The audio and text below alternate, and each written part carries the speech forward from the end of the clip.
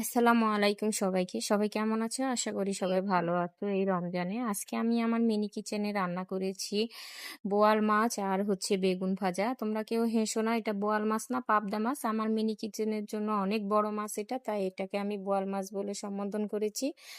বাজে কমেন্ট কেউ করো না। তো চলো আমি আজকে কি রান্না করেছি আমার এই ছোট্ট মাটির চুলায় মিনি কিচেনে। আজকে প্রথমেই আমি বেগুন ভেজে নিব। আর বেগুন ভাজার জন্য আমি বেগুনের লবণ এবং হলুদ মেখে নিচ্ছি। তো এই যে দেখো আমি কত সুন্দর করে হচ্ছে বেগুনটাকে তেলের মধ্যে দিয়ে দিলাম। আর আগুন যেহেতু আমি স্পিড দিয়ে রান্না করতেছি, আগুনটা একদম উপরে উঠে গিয়েছিল। আর আমার এই মিনি কিচেনে রান্না করতে অনেক ভালো লাগে। তো আমি ছোটবেলায় এভাবে রান্না করতাম। আর এখন বড় হয়ে গেছি, তারপরেও আমি রান্না করি। আর আমার এখন তো অনেক বেশি ইচ্ছা যে এই মিনি কিচেন নিয়ে কিছু একটা করার। তো বেগুনগুলো আমি ভেজে নিচ্ছি।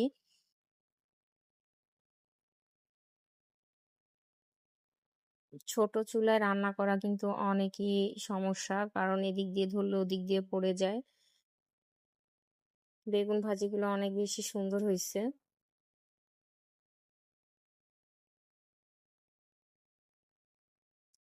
বেগুন ভাজা আমার হয়ে গেছে, তাই আমি একটা ছোট্ট তাওয়াতে নিয়ে নিলাম বেগুন ভাজিগুলো। আর এখন হচ্ছে আমি এই মাটির চুলাতে আরেকটা কড়াই বসায় দিলাম। এটাতে আমি এখন রান্না করব বোয়াল মাছ। তেল দিয়ে দিয়েছি আর দিয়ে দিলাম টমেটো, পেঁয়াজ এবং মরিচ কুচি। এটাকে একটু হালকা সটে করে নিব, তারপর হচ্ছে নেড়ে চেড়ে মশলা দিব।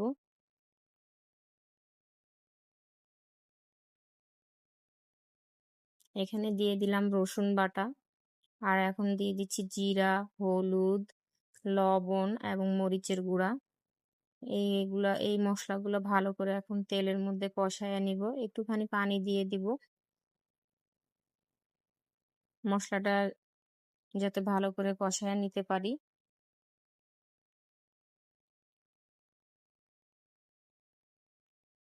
এই হলো আমার মিনি কিচেনের জায়গা। এখন হচ্ছে মশলাগুলো ভালোভাবে কষানো হয়ে গেছে। এখন আমি এই বোয়াল মাছটা দিয়ে দিচ্ছি।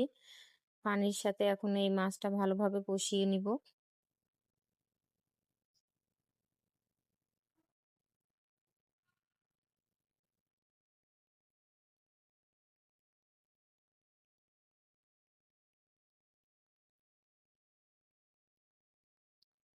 মাছটা কষানো হয়ে গেছে। দেখো বন্ধুরা কত সুন্দরভাবে তেলটা উপরে উঠে এসেছে। আর এখন পানি দিয়ে দিব।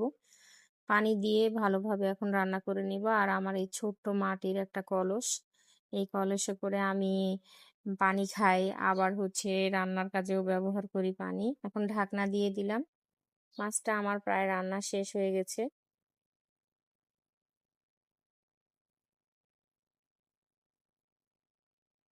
রান্না আমার শেষ। এখন আমি এই বাটিতে ঢেলে নিব। ছোট পাতিল ধরতেও অনেক সমস্যা, অনেক গরম। এই দেখো কত সুন্দর মাছটা আমার রান্না হয়ে গেছে। আর এই তরকারিটা খেতে অনেক বেশি মজা হয়েছিল। এখন আমি মিনি প্লেটে ভাত নিয়ে নিয়েছি আর মাছ নিয়ে নিলাম এক পিস, একটা বেগুন ভাজা নিয়ে নিলাম। তো আমার এই ভিডিওটি কার কেমন লেগেছে অবশ্যই লাইক কমেন্ট শেয়ার দিয়ে আমার পাশে থাকবেন, কমেন্টে জানাবেন কেমন হয়েছে ভিডিওটি।